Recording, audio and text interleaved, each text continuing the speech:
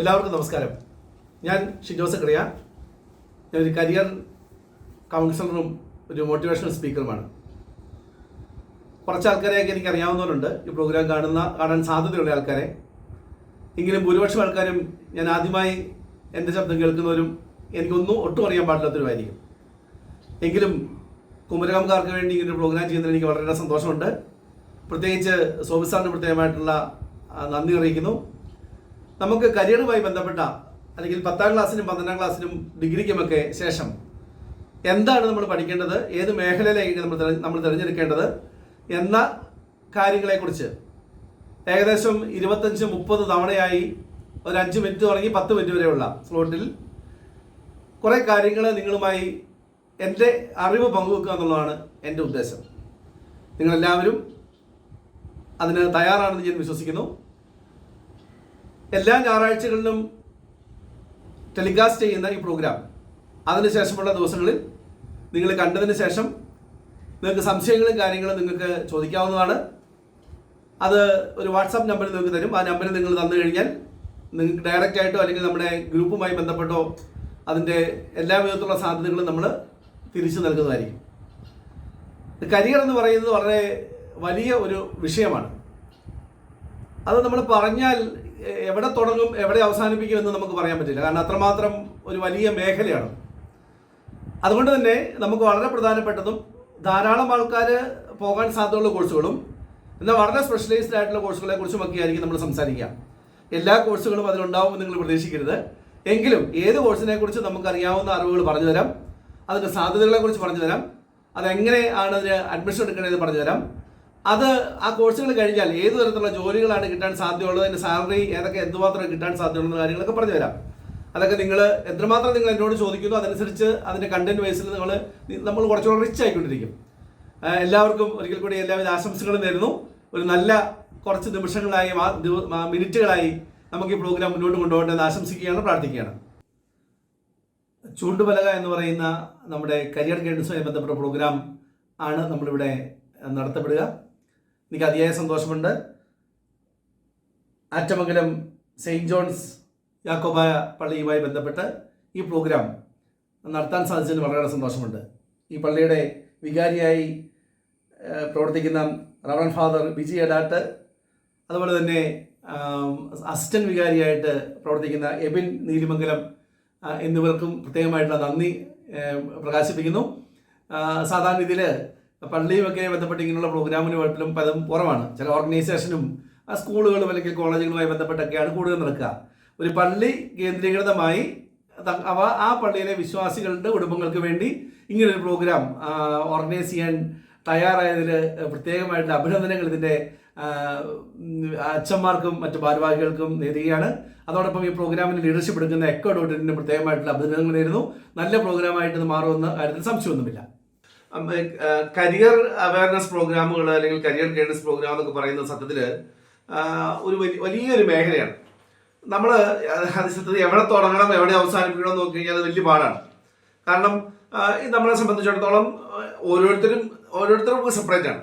അപ്പം അവരെന്താണോ ഉദ്ദേശിക്കുന്നത് അത് അവരിലേക്ക് എത്തിക്കുക എന്നുള്ളതാണ് പ്രധാനപ്പെട്ട കാര്യം. അപ്പം അതുകൊണ്ട് തന്നെ നമുക്ക് ചെറിയ കാര്യങ്ങൾ ഞാൻ പറഞ്ഞോളാം. എന്നാൽ പോലും നിങ്ങളുടെ ഡൗട്ടും കാര്യങ്ങളൊക്കെ നിങ്ങൾ ചോദിച്ചോണം. അത് എപ്പോഴും മനസ്സിലുണ്ടാവണം. ഈ ഒരു കരിയർ അല്ലെങ്കിൽ ഒരു കോഴ്സ് അല്ലെങ്കിൽ ഒരു സബ്ജക്റ്റ് സെലക്ട് ചെയ്യുന്ന സമയത്ത് നമ്മൾ ശ്രദ്ധിക്കേണ്ട 4 കാര്യങ്ങളുണ്ട്. അതിൽ ഏറ്റവും പ്രധാനപ്പെട്ട ഒരു കാര്യമാണ് അക്കാഡമിക് പെർഫോമൻസ്. എൻ്റെ അക്കാഡമിക് പെർഫോമൻസ് എന്ന് പറഞ്ഞാൽ എനിക്ക് പരീക്ഷയിൽ ലഭിക്കുന്ന മാർക്ക്, അതാണ് ഏറ്റവും പ്രധാനപ്പെട്ടത്. ചിലപ്പോൾ 90%, 95% മാർക്ക് കിട്ടുന്ന ആൾക്കാർ കാണും. ചില ആൾക്കാരെ സംബന്ധിച്ച് 60% കാണുള്ളൂ. ചിലർക്ക് കണ്ടിന്യൂസ് ആയിട്ട് ഈ പറയുന്ന ഒരേ പെർസെൻറ്റേജ് മാർക്ക് കിട്ടുന്നവർ കാണും. ചിലർക്ക് അങ്ങനെയല്ല, ചില സമയത്ത് അല്ലെങ്കിൽ ചില എക്സാമിനേഷൻ വഴി കൂടുതൽ മാർക്ക് കിട്ടും. അപ്പോൾ എൻ്റെ ഒരു അക്കാഡമിക് പെർഫോമൻസ് എങ്ങനെയാണ്? അത് 50%, 60% മാർക്ക് കിട്ടുന്ന ആൾക്കാർ എടുക്കേണ്ട കോഴ്സുകളല്ല 90% കിട്ടുന്ന ആൾ എടുക്കേണ്ടത്. അപ്പോൾ എൻ്റെ ആ ഇവാലുവേഷൻ നമ്മൾ വളരെ കൃത്യമായിട്ട് ചെയ്യണം. എൻ്റെ അക്കാഡമിക് പെർഫോമൻസിന് ഇവാലുവേറ്റ് ചെയ്യണം. അതിന് പ്രധാനപ്പെട്ട ഒരു കാര്യം എന്ന് പറയുന്നത് എന്താണ്? എനിക്ക് ഓരോ സബ്ജക്റ്റിനും കിട്ടുന്ന മാർക്കാണ്. ഒന്ന് പരീക്ഷയ്ക്ക് കിട്ടുന്ന മാർക്ക്, എനിക്ക് ഏത് സബ്ജക്റ്റാണ് ഏറ്റവും കൂടുതൽ മാർക്ക് കിട്ടുന്നത്, അതല്ലെങ്കിൽ എനിക്ക് ഏറ്റവും ഇഷ്ടപ്പെട്ട സബ്ജക്റ്റ് ഇതാണ്. ചിലപ്പോൾ ചില ആൾക്കാരെ സംബന്ധിച്ചിടത്തോളം എനിക്ക് ഇഷ്ടപ്പെട്ട സബ്ജക്റ്റിന് ഏറ്റവും നല്ല മാർക്ക് കിട്ടുന്നതാണ്. ചിലർക്ക് അങ്ങനെയല്ല, എനിക്ക് ഫിസിക്സ് ഭയങ്കര ഇഷ്ടമാണ് പക്ഷെ മാർക്കില്ല. പക്ഷെ മാത്തമാറ്റിക്സ് എനിക്ക് അത്ര ഇഷ്ടമല്ല, പക്ഷേ എനിക്ക് അത്യാവശ്യം നല്ല മാർക്കുണ്ട്. അപ്പോൾ ഏത് സബ്ജക്റ്റാണ് കൂടുതൽ മാർക്ക്, ഏത് സബ്ജക്റ്റാണ് എനിക്ക് ഏറ്റവും കൂടുതൽ ഇഷ്ടപ്പെട്ടത്, ഈ ഒരു നമ്മുടെ ഒരു അക്കാഡമിക് പെർഫോമൻസ് നമുക്ക് ഇവാലുവേറ്റ് ചെയ്യണം. അത് നമുക്ക് ഇവാലുവേറ്റ് ചെയ്യാം. നമ്മുടെ 8th 9th 10th 11th 12th 3-4 വർഷത്തെ കാര്യങ്ങൾ ഇവാലുവേറ്റ് ചെയ്യുമ്പോൾ നമുക്ക് ഏകദേശം നമ്മുടെ ഒരു ഈ പറഞ്ഞ അക്കാഡമിക് കാര്യങ്ങളുള്ള നമ്മുടെ ഒരു അവസ്ഥ നമുക്ക് വേണ്ടി കിട്ടും. അതാണ് ഒന്നാമത്തെ കാര്യം. രണ്ടാമത്തെ കാര്യം നമ്മുടെ സ്കില്ലാണ്. നമുക്കറിയാം ഈ 18 വയസ്സ് കഴിയുന്ന അല്ലെങ്കിൽ ഈ പറയുന്ന ഹയർ സെക്കൻഡറി എഡ്യൂക്കേഷൻ കഴിയുന്ന ആൾക്കാരെ സംബന്ധിച്ചിടത്തോളം എന്തായിട്ട് മാറണം, അവർക്ക് ലൈഫ് സ്കിൽ സോഫ്റ്റ് സ്കില്ലിൽ അവർ സ്ട്രോങ് ആവണമെന്നാണ് വേൾഡ് ഹെൽത്ത് ഓർഗനൈസേഷൻ ഒക്കെ പറയാം. ഒരു 10-16 സ്കില്ലുകളുണ്ട്. അത് എനിക്ക് ഏറ്റവും പ്രധാനപ്പെട്ട സ്കില്ല് ഏതാണ്, ഏത് സ്കില്ലാണ് എനിക്ക് എന്നെ മുന്നോട്ട് കൊണ്ടുപോകുന്നത്, അല്ലെങ്കിൽ എനിക്ക് ഏറ്റവും കൂടുതൽ പെർഫോം ചെയ്യാൻ പറ്റുന്ന സ്കിൽ എന്തിനാണുള്ളത്. എല്ലാവർക്കും എല്ലാ സ്കില്ലും ഉണ്ടാകണം നിർബന്ധമില്ല. അപ്പൊ എന്ത് ചെയ്യണം, ഞാൻ എടുക്കുന്ന കോഴ്സിന്റെ അനന്തരഫലമായി ഞാൻ ചെയ്യേണ്ടി വരുന്ന ജോലി എന്താണോ, ഏത് പ്രൊഫഷനാണോ സ്വീകരിക്കേണ്ടത്, അതുമായി ബന്ധപ്പെട്ട സ്കില്ല് എനിക്കുണ്ടോ എന്ന് ഇവാലുവേറ്റ് ചെയ്യുക. ആ സ്കില്ല് ഉണ്ടാവണം നിർബന്ധമൊന്നുമില്ല, അതുണ്ടോ എന്ന് ഇവാലുവേറ്റ് ചെയ്യണം. ഇല്ലെങ്കിൽ അത് ആ സ്കില്ല് നേടിയെടുക്കാനുള്ള ശ്രദ്ധയിലേക്ക് നമുക്ക് കൊണ്ടുവരാൻ പറ്റണം. അപ്പൊ എന്ത് വേണം, നമ്മൾ ഈ പറഞ്ഞ നമ്മുടെ സ്കിൽ ഇവാലുവേഷൻ പ്രധാനപ്പെട്ടതാണ്. അതൊക്കെ അസസ്മെന്റ് ടൂളുകൾ ഒരുപാട് കാര്യങ്ങളുണ്ട്. നമുക്ക് ആർക്കെങ്കിലും ആവശ്യമുണ്ടെങ്കിൽ നമുക്ക് ചെയ്യാൻ പറ്റുന്ന കാര്യങ്ങളാണ്. ഈ 2 കാര്യങ്ങൾ കഴിഞ്ഞ് അടുത്തതാണ് നമുക്ക് വരുന്ന പ്രധാനപ്പെട്ട കാര്യം ആപ്റ്റിറ്റ്യൂഡ് എന്ന് പറയുന്നത്. മൂന്നാമത്തെ കാര്യം വളരെ പ്രധാനപ്പെട്ട കാര്യമാണ്, ആപ്റ്റിറ്റ്യൂഡാണ്. ഓരോ വ്യക്തിയുടെയും ആപ്റ്റിറ്റ്യൂഡ് നമുക്ക് ഇവാലുവേറ്റ് ചെയ്യാനുള്ള സംവിധാനങ്ങൾ ഇന്ന് നമ്മുടെ നാട്ടിലുണ്ട്. വളരെ പ്രചാരത്തിലുള്ള ധാരാളം ആപ്റ്റിറ്റ്യൂഡ് ടെസ്റ്റുകളും കാര്യങ്ങളൊക്കെ ഇന്ന് അവൈലബിൾ ആണ്. അപ്പം ഇത് നമുക്ക് ഈസിലി അവൈലബിൾ ആണെങ്കിൽ പോലും നമ്മൾ ഈ ആപ്റ്റിറ്റ്യൂഡിന് വലിയ പ്രാധാന്യം കൊടുക്കുന്നില്ല. സത്യത്തിൽ ഈ ആപ്റ്റിറ്റ്യൂഡ് ഇവാലുവേറ്റ് ചെയ്യുക എന്നുള്ളത് വളരെ പ്രധാനപ്പെട്ട കാര്യമാണ്. എൻ്റെ ആപ്റ്റിറ്റ്യൂഡ് എന്താണെന്ന് മനസ്സിലാക്കി ഏതെങ്കിലും സബ്ജക്റ്റ് തിരഞ്ഞെടുക്കുക അല്ലെങ്കിൽ കോഴ്സ് സെലക്ട് ചെയ്യുക എന്ന് പറയുമ്പോൾ ആ പഠിച്ച കോഴ്സിൽ അല്ലെങ്കിൽ പഠിച്ച സബ്ജക്റ്റുമായി ബന്ധപ്പെട്ടുള്ള ജോലി ചെയ്യാനും അതുമായി ബന്ധപ്പെട്ടുള്ള പ്രൊഫഷൻ തിരഞ്ഞെടുക്കാനും നമ്മളെ ഹെൽപ്പ് ചെയ്യും എന്നുള്ളതാണ് പ്രധാനപ്പെട്ട കാര്യം. ഞാനൊരു ചെറിയ എക്സാമ്പിൾ പറയാം. അത് പറയുമ്പം നിങ്ങൾക്ക് ആപ്റ്റിറ്റ്യൂഡിൻ്റെ ഒരു എന്താണെന്നുള്ള കാര്യം മനസ്സിലാക്കാം. ഞാനതൊരു ഡിഫൈൻ ചെയ്യുന്നൊന്നുമില്ല, അതിൻ്റെ ഒരു എക്സാമ്പിൾ പറയാം. നമുക്കെല്ലാവർക്കും ഈ വീഡിയോ കാണുന്ന മുഴുവൻ ആൾക്കാരും ചായ ഉണ്ടാക്കാൻ അറിയാവുന്നവരാണ്. റെഗുലറായിട്ട് ചായ ഉണ്ടാക്കുന്നതിന് കാണും, എപ്പോഴെങ്കിലും ഏതൊക്കെ അത്യാവശ്യം ചായ ഉണ്ടാക്കുന്നതിന് കാണും, ഏതെങ്കിലും ഒക്കെ എമർജൻസി വന്ന ചായ ഉണ്ടാക്കുന്നതിന് കാണും. എന്തായാലും നമുക്കൊക്കെ ചായ ഉണ്ടാക്കാൻ അറിയാം. പക്ഷെ ഞാൻ ഉണ്ടാക്കുന്ന ചായ ലോകത്തുള്ളതിൽ ഏറ്റവും മികച്ചതായിരിക്കണം എന്ന് ആഗ്രഹിച്ച് അത്രമാത്രം ഇൻവോൾവ് ചെയ്ത് ചായ ഉണ്ടാക്കുന്നതിന് എത്ര പേര് കാണും? നമ്മൾ ഈ ലിസ്റ്റ് എടുത്തു കഴിഞ്ഞാൽ കാണുന്ന ആൾക്കാരിൽ, പ്രോഗ്രാം കാണുന്ന ആൾക്കാരിൽ ഒരു 10%, 5% ഒക്കെ കാണും. ഇത് ഇങ്ങനെ ഇൻവോൾവ് ചെയ്യാൻ പറ്റുമെന്നുണ്ടെങ്കിൽ നമ്മൾ എന്ത് പറയും, ആ ആൾക്ക് ചായ ഉണ്ടാക്കാനുള്ള ആപ്റ്റിറ്റ്യൂഡ് ഉണ്ട് എന്ന് പറയും. അപ്പം ഞാൻ അതിൻ്റെ എക്സാമ്പിൾ പറയുമ്പം അത് മനസ്സിലാവുമെന്ന് എനിക്ക് തോന്നുന്നു. അപ്പം ആപ്റ്റിറ്റ്യൂഡ് ഇവാലുവേറ്റ് ചെയ്യണം. അതിന് വേണമെങ്കിൽ നമ്മുടെ ഈ പ്രോഗ്രാമുമായി ബന്ധപ്പെട്ട ഓർഗനൈസേഷനൊക്കെ അവരുമായിട്ട് സജഷൻ കൊടുത്തു കഴിഞ്ഞാൽ നമുക്ക് ഇതിന് അവസാനം ഇതിന് മുമ്പ് ഒക്കെ ആയിട്ട് നമുക്കൊരു ആപ്റ്റിറ്റ്യൂഡ് ടെസ്റ്റ് ഒക്കെ നടത്താൻ പറ്റും. വലിയ എക്സ്പെൻസീവ് ഒന്നും അല്ലാതെ നമുക്ക് ചെയ്യാനായിട്ട് പറ്റും. ഓക്കെ, അപ്പോൾ ആപ്റ്റിറ്റ്യൂഡ് എന്ന് പറയുന്നത് വളരെ പ്രധാനപ്പെട്ട കാര്യമാണ്. അതാണ് നമ്മൾ മൂന്നാമതായിട്ട് ഇവാലുവേറ്റ് ചെയ്യേണ്ടത്. 3 കാര്യങ്ങളാണ് നമ്മൾ പറഞ്ഞത്. ഇപ്പോൾ ഒന്നാമത്തെ കാര്യം ഒരാളുടെ അക്കാഡമിക് പെർഫോമൻസ് ആണ്. രണ്ടാമത്തെ കാര്യം എന്ന് പറയുന്നത് ആളുടെ സ്കില്ലാണ്. മൂന്നാമത്തെ കാര്യം എന്ന് പറയുന്നത് ആപ്റ്റിറ്റ്യൂഡാണ്. നാലാമതൊരു കാര്യം കൂടെ ഒരു ഇമ്പോർട്ടൻസ് ആയിട്ടുള്ള കാര്യങ്ങളുണ്ട്. അത് ഇൻട്രസ്റ്റ് ആണ്, താല്പര്യങ്ങൾ. നമുക്കറിയാലോ, നമ്മൾ ഇപ്പം കൊച്ചു കുട്ടികളായിരിക്കുമ്പം ഉള്ള താല്പര്യങ്ങളും നമുക്ക് പ്രായം കൂടുന്തോറും 7ലും 8ലും ഒക്കെ പഠിക്കുന്ന സമയത്തെ താല്പര്യങ്ങളല്ല 9ലും 10ലും 11ലും താല്പര്യങ്ങളല്ല 12ല്.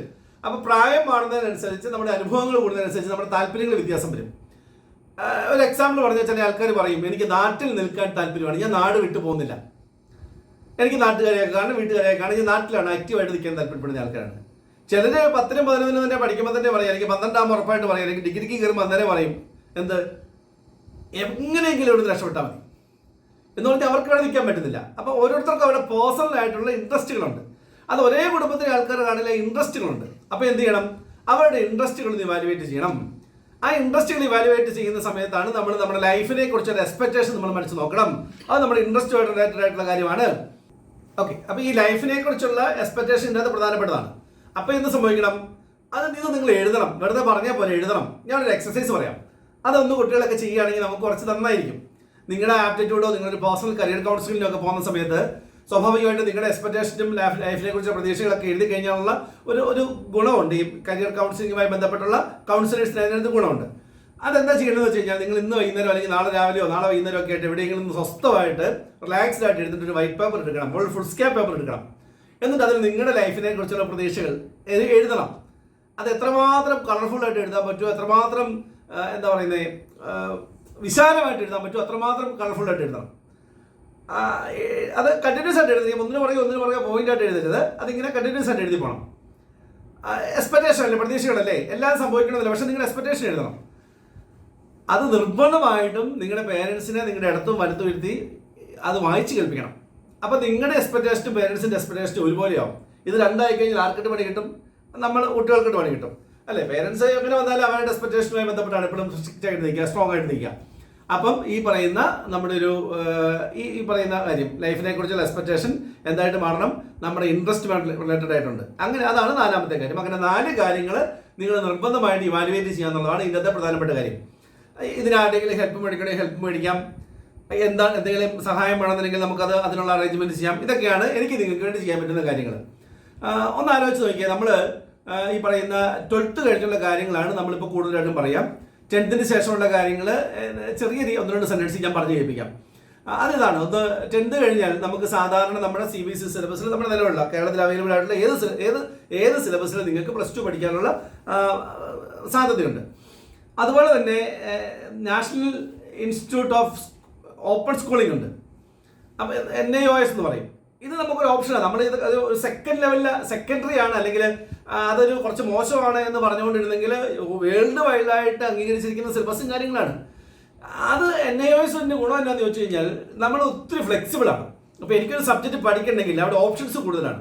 ഇപ്പോൾ CBSEയിലൊക്കെ ഓപ്ഷൻസ് ഉണ്ട്, അല്ലെങ്കിൽ ICSEയിൽ ഓപ്ഷൻസ് ഉണ്ടാവാം. പക്ഷെ അതിനേക്കാളും കുറച്ചുകൂടി കൂടുതൽ ഓപ്ഷൻസ് ആണ്. അതിൻ്റെ എഡ്യൂക്കേഷൻ്റെ സർട്ടിഫിക്കറ്റുമായി ബന്ധപ്പെട്ടൊന്നും ഒരു പ്രശ്നങ്ങളും ഇല്ല. കുറച്ചുകൂടി റിലാക്സ്ഡ് ആയിട്ട് നമുക്ക് പഠിക്കാനായിട്ട് സാധിക്കുന്നുണ്ട്. ചില സബ്ജക്റ്റുകൾ നമ്മൾ പുറകോട്ടാണെങ്കിൽ അതിന് പകരം വേറെ സബ്ജക്റ്റ് എടുക്കാറുണ്ട്. അത് ഞാൻ പറയാൻ കാര്യം മറ്റ് സിലബസുകളെ കുറിച്ച് നിങ്ങൾക്ക് ബോധ്യം ഉള്ളത് കൊണ്ട് ഇത് ഞാൻ കുറച്ച് ഹൈലൈറ്റ് ചെയ്ത് പറഞ്ഞെന്നുള്ളതേ ഉള്ളൂ.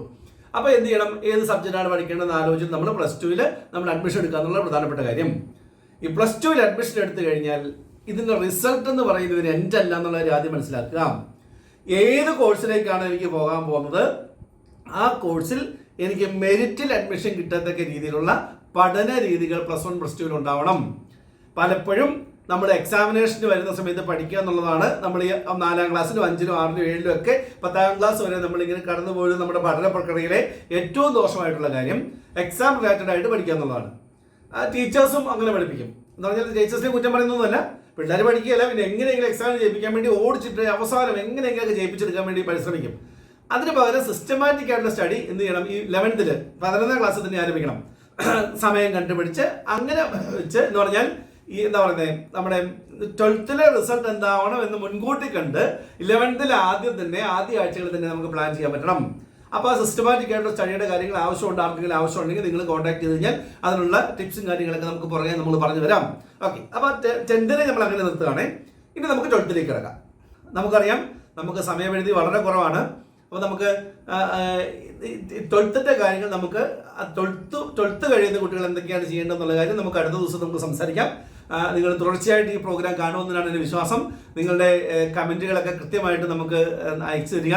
എന്തെങ്കിലും മാറ്റം വരുത്തണമെന്നുണ്ടെങ്കിൽ നിങ്ങൾ എന്താണ് ആവശ്യപ്പെടുക എന്നുള്ള കാര്യങ്ങൾ പറഞ്ഞു കഴിഞ്ഞാൽ അതനുസരിച്ച് നമുക്ക് ഇനിയുള്ള ദിവസങ്ങളിൽ മുന്നോട്ട് പോകാൻ പറ്റും.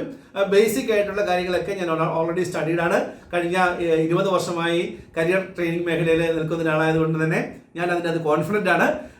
നിങ്ങളുമായി അസോസിയേറ്റ് ചെയ്യാൻ എനിക്ക് വളരെയേറെ സന്തോഷമുണ്ട്. അടുത്ത ദിവസം നമുക്ക് വീണ്ടും കാണാം. Thank you very much.